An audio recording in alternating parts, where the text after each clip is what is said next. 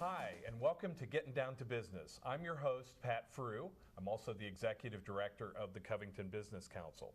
This program explores economic development topics both in Covington and Kenton County. We want to thank TBNK for being a program sponsor for this and partner in this program. Today we are going to explore economic development in Covington with a person I can't imagine that could give us a better perspective. He's Tom West, the Economic Development Director for the City of Covington. Tom, welcome to the program. Great. Thanks, Pat. Really appreciate being able to be here. Yeah, Tom's a great guy, and we've enjoyed working together in the early months. I know we're going to do great things together. So, Tom has a very interesting background. If he seems highly intelligent, it's probably because he was the executive director of the Covington Business Council at one point. So, Tom, I'm going to ask you to kind of give us a chronological, you don't have to give us years, so I won't age you, but just let us know you were at the CBC, then you left Covington. Talk about what you did all the way to coming back to Covington. I'll do that, but first let me say how excited I am to come back and see the CBC has moved, not just to the next level, but several levels, and a lot of that I think is attributable to your leadership. Thank you. And your board, and it's something I'm very proud to have had a past association with. When I left the Covington Business Council, I actually left for Louisville for 3 years. Ran their Business Improvement District, which is the special assessment district for downtown. Couldn't stay gone long though. I came back, went to work for an architecture, engineering, and planning consulting firm, and actually got to chair the Covington Business Council 1 year during that stint. I then moved to Indianapolis for about 3 years. Went to work for an engineering firm there, and during the recession I got laid off. Along with 700 of my coworkers. But the silver lining in that was that I got to come back to Kentucky. Worked for the state in workforce development for about 5 years for Governor Beshear, and then have been consulting in workforce and economic development for the last 4 around the country. So being able to see some best practices and kind of the way other folks do it in other parts of the country. Right, so the city of Covington is fortunate in that we get somebody that has all these great experiences. Why come back to Covington?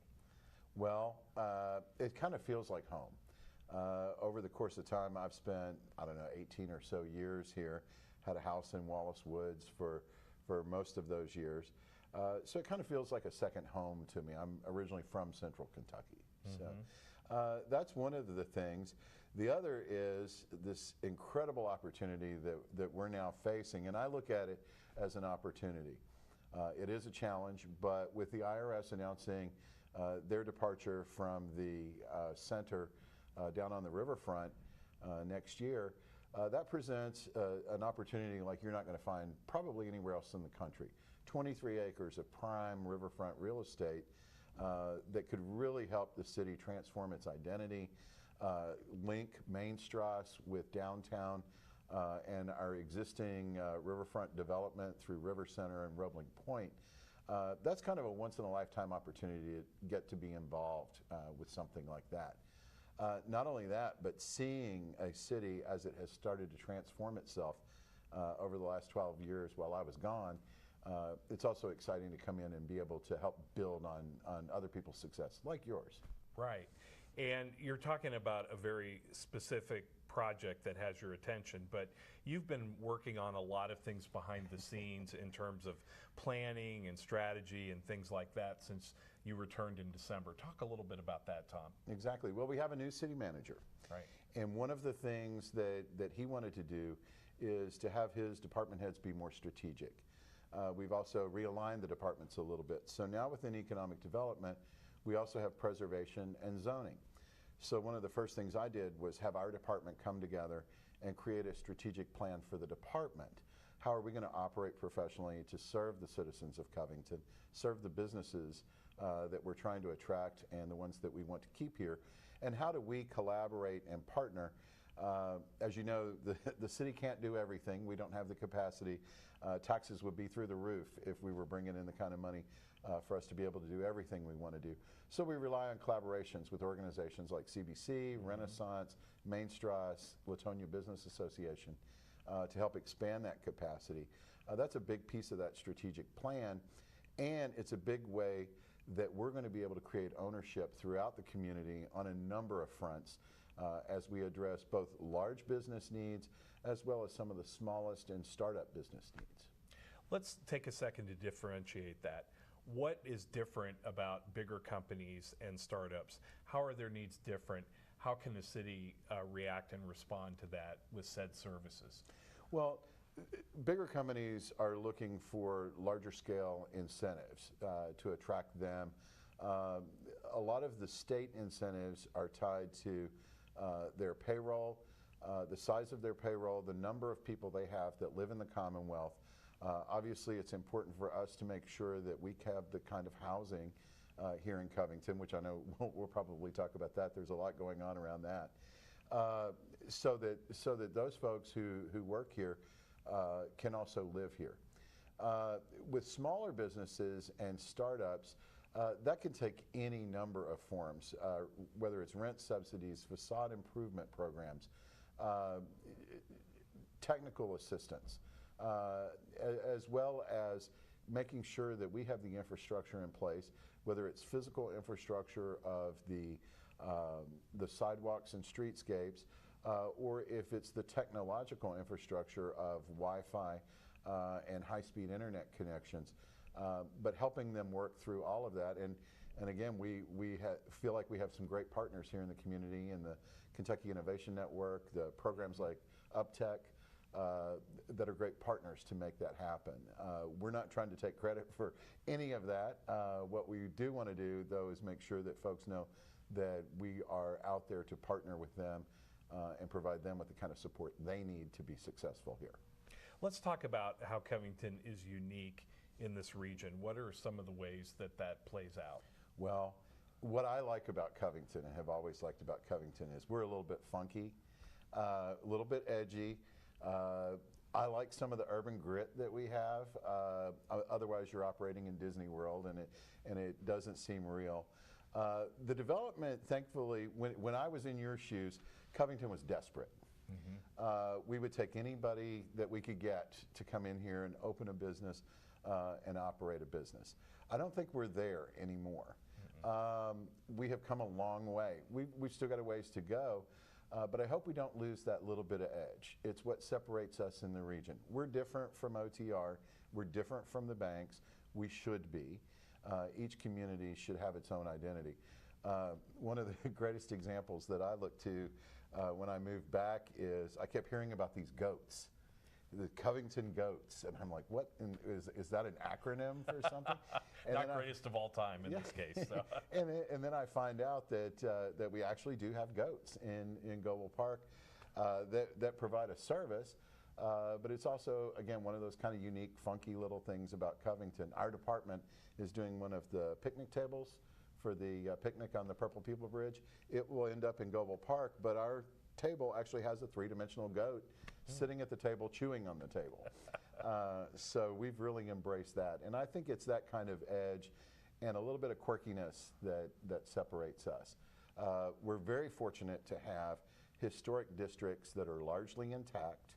That includes both residential and business historic districts.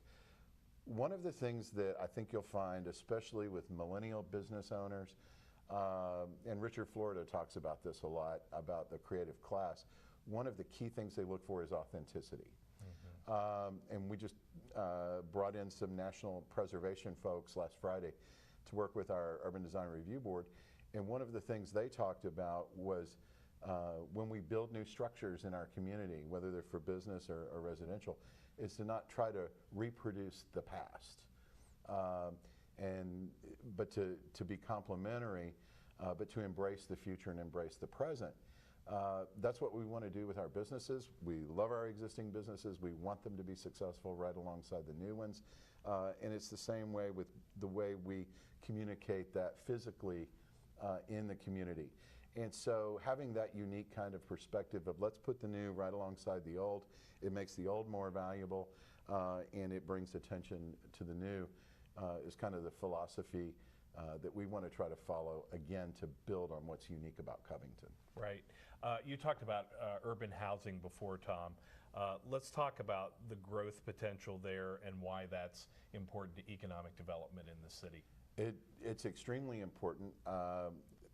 One of the differentiators that any community can have now in economic development is to make sure that you have the workforce that is required for businesses to be able to be competitive. One of the great lessons I learned during my time in Frankfurt with the Workforce Board was that people no longer follow the jobs. People live in the communities where they find the quality of place and quality of life that they want for them and their families. Jobs now follow the people. Again, it's a premise of kind of Florida's book, of Richard Florida's book about the creative class, but it's not just the creative class. Where people find home, they also want to find employment and jobs. And with technology, more and more people can work from more and more remote locations than in the past. So that quality of place becomes extremely important, and having housing choices helps us with talent attraction. Not just the people that we have living here now, we want them all to have jobs and we want them all to be successful, but we also need to attract some new talent. So we're going to need new housing so that we don't push out the people who live here now. Instead, we're creating this environment that is very diverse and has opportunities, economic opportunities, housing opportunities for everyone. And we have Duveneck Square in the Central Business District. We have the two development projects in Main Strasse. So, and I would argue that we are underdeveloped in terms of our housing stock. Would you agree with that? And yeah, and those, where that needs to go. Absolutely, and those are the three that get the headlines. And all three of those are apartment buildings. We, over the next 18 months, will be putting somewhere in the neighborhood of 500 new higher-end apartments on the market. Duveneck Square opened last week. They're already leasing like crazy. In fact, I was talking to their leasing agent the other day, and it seems like anybody they give a tour to immediately walks across the street to the leasing office and signs up to lease an apartment.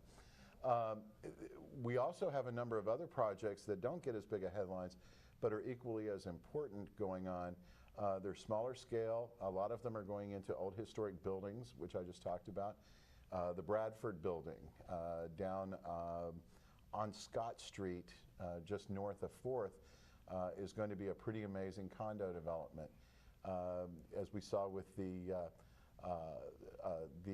Boom Block that opened last year, they're already sold out immediately of those. So the market's hot. We need to make sure we're taking advantage of it. And I think the same is true with, you see with rehabs with single-family homes throughout the community. I've been looking for 5 months, Pat, to find a house in Covington, and I will live in Covington. So it's a hot market. Great. Well, it's time for us to take a short break. We'll be back in a moment. You're watching Getting Down to Business, and we'll be right back.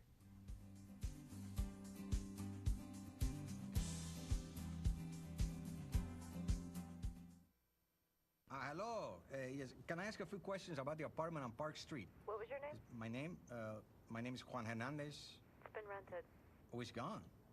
Hello, my name is Sanjay Kumar. I am calling about the apartment on Park Street. It's not available. Not available? Hello, my name is Tyrone Washington. I'm calling about the apartment on Park Street. Just been rented. Hello, I am Chen Ling. My name is Khalid bin Ali. I'm Tuan Vo. Hello, my name is Moshe Goldberg. I use a wheelchair. It's gone. Not available. All right. Thank you. Yes, hello, my name is Graham Wellington. I'm calling about the apartment for rent on Park Street. Is that still available? Yes, it is. Oh, it is? Yes. Really? Housing discrimination is illegal. If you think you've been a victim because of your race, color, national origin, sex, religion, disability, or family status, call us. Fair housing. It's not an option. It's the law.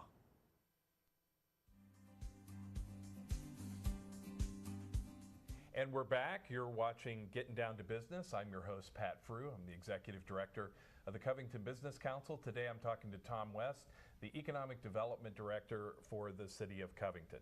And Tom, you talked about the activity level in economic development being much stronger here than it was in your previous time in Covington working for the CBC. Talk about the level of volume that you and your staff have and the kinds of questions you're fielding and the work that you're doing there. Well, to put it politely, if I could get 4 more staff people like the 4 I have now, I could keep all of them busy full time. Wow. We're that busy. The great thing is that we're no longer having to go out and shake the trees and beg folks to take a look at Covington. They're looking at Covington and they're now knocking on our door, wanting to bring in various types of developments. So where we're kind of coming full circle on this is the city has had a number of incentive programs over the years that we've worked with developers, small incentives for small businesses, large incentives for larger businesses. And as part of our strategic plan that I mentioned before, we're now doing an analysis of all of those. We want to make sure that they're in place to attract the type of development that the community wants to see, that they benefit the developers in the right way, and that in the end there is a benefit to the people of Covington for having attracted those types of developments to the community. We're looking at everything from how we do bonding and industrial revenue bonds to our small business incentives, facade loans, facade grants, rent subsidies, all kinds of incentives that we have out there. We want to make sure that they are in fact providing the city with the opportunity to deliver those high levels of service that the people of Covington have come to expect over the years. Okay, we talked about your background in the beginning, certified planner, workforce development, downtown revitalization. How do you plan to meld together all of those experience you had to help Covington go to the next level? Without going crazy? Yeah. Well, to me it all comes back to where do you want to live? What kind of community do you want to live in? I think bringing all of that together kind of at a culmination, and hopefully I'm closer to the end of my career and I can start to see that goal of retirement closer in the foreground than I could before. But bringing all of that together to me talks to a community where the community supports individuals to get the skills that they need and the education that they need in order to attract business to come to the community, provide the jobs, invest capital in the community that in turn creates that environment that we talked about where the community says that it wants to be. We've talked a lot about quality of place. And what that means now, or the values that are being communicated to us, is a very walkable community that's less automobile dependent, where our neighborhoods provide us with the things that we need. We don't have to get in our car and drive to a shopping mall somewhere that's 10, 12 miles from home. So to me, bringing all of that together is really, really necessary to create that environment that folks say that they want. All of this growth does not come without challenges. Talk about what some of the development challenges are for you and your staff. The P word, as I call it, parking, is a big one. Yes. And so we're looking at supply side solutions to make sure that we have the parking supply that folks need, but also the demand side. Part of having a lot of additional urban residential means that fewer people would need their cars to get to work. You can use transit. You can use the original transit, which is your feet, to get to work. And so creating a more walkable environment. But the parking authority that has been established will start to really focus on parking, especially in the urban area. But they'll also be looking at all of the city's revenue-producing parking assets, which include meters, parking lots, as well as garages, new ones, and how to better manage the existing facilities that we have. I know this question can take a while to answer, and we still have several minutes left in this conversation, but what can people expect to see in the next year or so? Oh, a lot, I hope. We're going to have a number of projects coming online. I mentioned before phase 1 of TBNK, which is the apartment buildings. opened last week. There is a phase 2, and the Urban Design Review Board a couple of weeks ago approved the design for a new 700-car parking garage and an 84,000 square foot office building. That's one of 3 office buildings that are imagined for that site across Washington Street from the existing building. Hopefully you're going to see all of that coming out of the ground here in the next year. The John R. Green development should get underway this summer with demolition of the warehouse building, preservation of the historic building, and a lot of new housing there. We'll start to see River House, now that the ground's dried out, that parking come online that's associated with that, and that building, which kind of wraps the parking, we'll start to see that come out of the ground.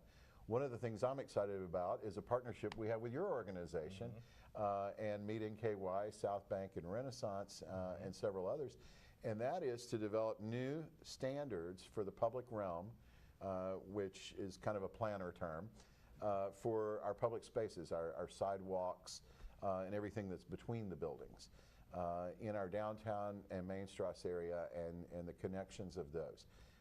So that's important because we will then have a tool we can hand to a developer and say, when you do a development here in this part of Covington, this is what we expect the public realm outside your doors to look like, and we need you to build to those standards, which is a huge benefit to all of those folks I talked about. Again, helps us be less auto-reliant and a more walkable community. Yeah, you know, another question that people might have about all that is, with all this development, are we going to toss aside our historic preservation laws and regulations? And as I told someone, no, that's the very reason that you have design standards. It protects the integrity of what's there. Absolutely. One of the things we're doing, and it's not a sexy project like some of these others are, but we have to get the tools in place to help development. So we had a meeting the other day with folks that are interested in submitting a proposal to rewrite our zoning code. And what we have said is preservation is so important in this community, and our historic resources are so important to who we are as a community. We want to get those integrated in with that so that we have a development code that addresses both land use as well as preservation of those resources. It's incredibly important to us that we do that. The other thing I would say that we're hoping to do through that code too is to help out some of our smaller business districts in the community. 20th Street, between Madison Avenue and the old St. E's Hospital, now the Pavilion at Kenton. That's an incredibly neat opportunity that if that's developed as a small business district will help those neighborhoods that surround it also revitalize. Latonia is a great example of another business district that we have here. MLK and the opportunities that are being presented there. We have to have the tools in place, though, for people to be able to smoothly and efficiently do the kind of development the community wants. We really haven't spent any time talking about Latonia, which is where we're doing this interview right now. Let's talk more about the amazing growth, the entrepreneurial spirit there with the number of new businesses opening up.